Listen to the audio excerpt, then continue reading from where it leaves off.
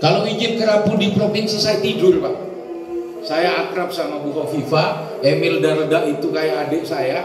Saya kalau mau ngopi tinggal panggil Emil. Pak Wagub, saya lagi di Sheraton, tolong ke Sheraton. Nah, Wagub datang ke Sheraton ketemu saya. Wagub, Pak, Emil Darda bisa saya panggil. Tapi di Kangean berit, Saubi berit. Kenapa? Saya di demo sama agak jauh. Nah, soal demo itu tadi kan seperti yang tadi saya bilang, nggak kenal maka nggak sayang. Teluk Pangelek sampean itu luasnya setelah dianalisa oleh tim budidaya saya 54 hektar. Itu yang bisa kita budidaya. Kalau 54 hektar kita budidaya, 1 hektar itu saya bisa pasang 10 keramba. Luas keramba kami 20 kali 40, 800 meter. Jadi 1 hektar itu masih bisa dipasang 10 keramba dengan jarak 20 kali 10. Jadi per keramba jaraknya 20 meter kali 10 meter. Jadi parau bisa lebar 20 meter kan lebar kan. Nah itu bisa isi 500 keramba. Kalau kita isi 500 keramba, 1 keramba mempekerjakan 4 orang. Sampai kalikan aja 4 kali 500 berapa orang? 2000 orang. Desa Saubi hanya di Teluk Pangelek mempekerjakan 2000 orang. Sementara Saubi punya 7 desa. Punya 7 teluk. Di 7 teluk itu kira-kira saya perlu 10.000 orang untuk bekerja. Nggak cukup sampean. Ada. Ya. Saya menyadari bahwa pasar Cina itu apa mengganggu masyarakat? Nggak ada. Yang namanya budidaya itu tidak mengganggu siapapun karena budidaya itu keramba. Nah kalau masyarakat tertarik untuk ikut berbudidaya, monggo. Dan kita bahasa ngapleng satu pulau Kangean itu bukan seluruh pulau kita kuasai. Ada bagian-bagian tertentu dan kami pasti mempekerjakan sampean-sampean. Kalau untung nanti saya ceritain. Jadi saya bilang sama teman-teman, khairun nas anfa'uhum linnas. Sebaik-baik manusia itu manusia yang paling berguna buat banyak manusia. Saya ingin anak sampean nanti jadi profesor, jadi kiai alim.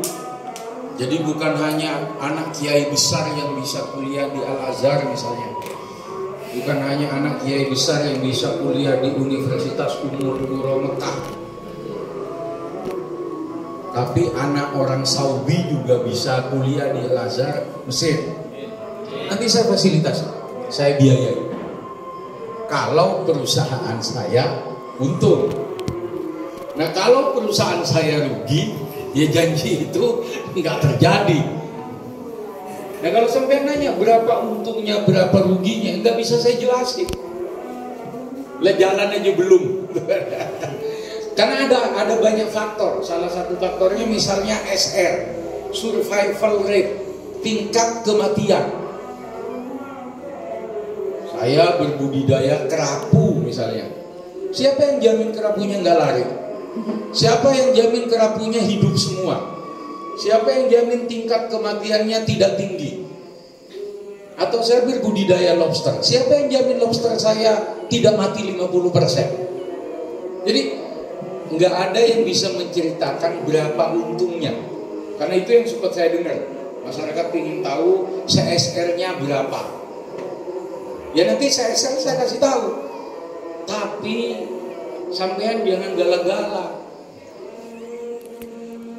Saya nggak suka digalakin. Sama kalau galak saya pergi dari Kangean. Kenapa begitu? Saya di Sulawesi diundang gubernur. Saya di NTT diundang gubernur. Saya di NTB diundang gubernur. Jaringan saya kuat di dunia. Saya punya tambang 1.750 lokasi di seluruh Indonesia. Di Madura saya punya tambang 200. Di Jawa Timur saya punya tambang 750. Saya punya uang.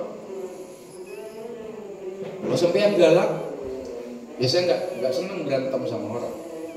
Daripada berantem lebih baik pergi, kecuali kepaksa. Nah, tapi saya duduk di sini bukan dalam rangka menegaskan saya berani, enggak. Tapi saya pastikan saya pemberani. Kalau nggak pemberani saya nggak sendirian keliling Cina. Kalau nggak pemberani saya nggak sendirian ngapling tambang di Indonesia. Kalau nggak pemberani saya tidak mungkin jadi guru banyak orang untuk urusan tambang. Nggak mungkin saya punya tambang 200 di Madura. Sejak Madura ada di bumi, baru satu orang yang punya tambang 62 di Sumeneb, 48 di Pamekasan, 43 di Sampang, 48 di Bangkalan. Saya orangnya.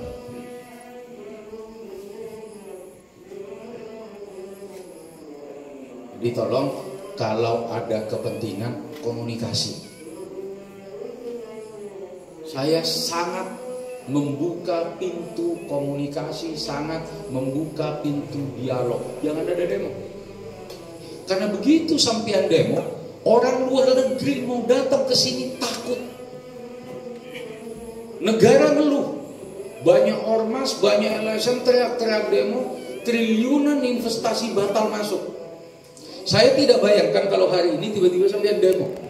Itu kolega saya dari Cina 8, 5 kolega saya yang dari Singapura, Australia dan Amerika pasti pulang. Nah, yang mau saya cerita ke sampean, mereka nawarkan uang tapi saya tolak. Saya bilang ke mereka, lu datang ke Indonesia, gue yang mengkosi. Hotel mereka di Sheraton Surabaya bintang 5, satu kamar harganya 5 juta. Mereka saya bukain 10 kamar 50 juta. Mereka saya bawa ke sini menghabiskan uang 850 juta pakai uang saya. Kok mahal Mas Lur? Ya, kapal itu saya sewa 5 hari, itu harganya 600 juta. Rental mobil mereka, makan mereka, hotel mereka 250 juta. Saya yang tanggung. Saya tidak sama dengan banyak pengusaha Indonesia yang ketika datang ke luar negeri mendapatkan investor minta uang. Saya bilang sama tamu-tamu saya, gua tidak perlu investasi lo. Lo bukan investor buat gua, lo mitra bisnis. Bisa jadi duit gua lebih banyak dari lo. Jadi begitu mereka bilang mereka tertarik untuk datang ke Sumeneb, ke Kangean, saya bilang ke mereka, tunggu di negara kamu. Maksudnya apa Gus Lilur? Saya datang ke kantormu, saya cek kantormu benar gak kantormu ada. Saya mau cek di negaramu benar gak di negaramu kamu pengusaha.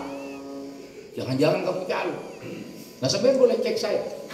Kantor saya di Geraha Pena Ekstensi lantai 10, sewanya murah. Masih nyewa Pak? Karena kalau kantor-kantor gede rata-rata nyewa. Begitu gedungnya jelek, pindah ke gedung baru. Sewanya murah, 90 juta sebulan. Kantor saya di Jakarta, sewanya juga murah, 250 juta sebulan. Saya bayar gaji sebulan 5 miliar.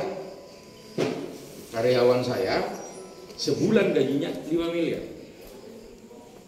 Jadi saya bilang ke pengusaha Cina yang hari ini datang ke Saudi ini, kalian datang bawa koper sama bawa kemaluan.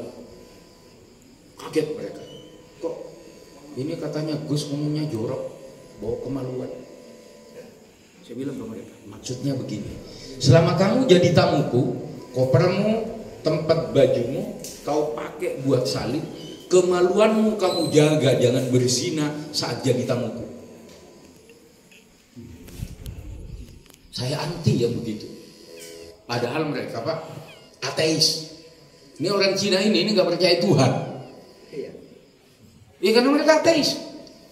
Tapi saya bilang ke mereka, kamu zina begini, kita bubar. Jadi bawa kopermu, bawa kemaluanmu, jaga kemaluanmu.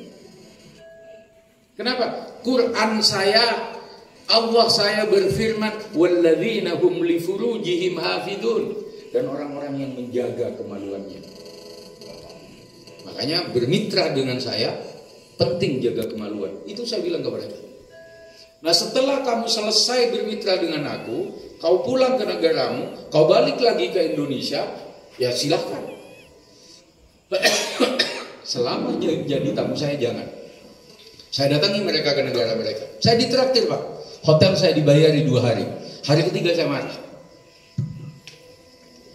Saya tidak mau sebagai warga Indonesia datang sampean bayar. Saya menghormati sampean cukup 2 hari. Saya mau seminggu di sini. Hari berikutnya saya bayar sendiri. Kenapa? Saya tidak mau seperti orang-orang Indonesia lainnya yang kalau bertemu dengan pengusaha luar minta uang. Nah, penting menjaga harga diri, penting menjaga kredibilitas, termasuk penting memberikan kenyamanan.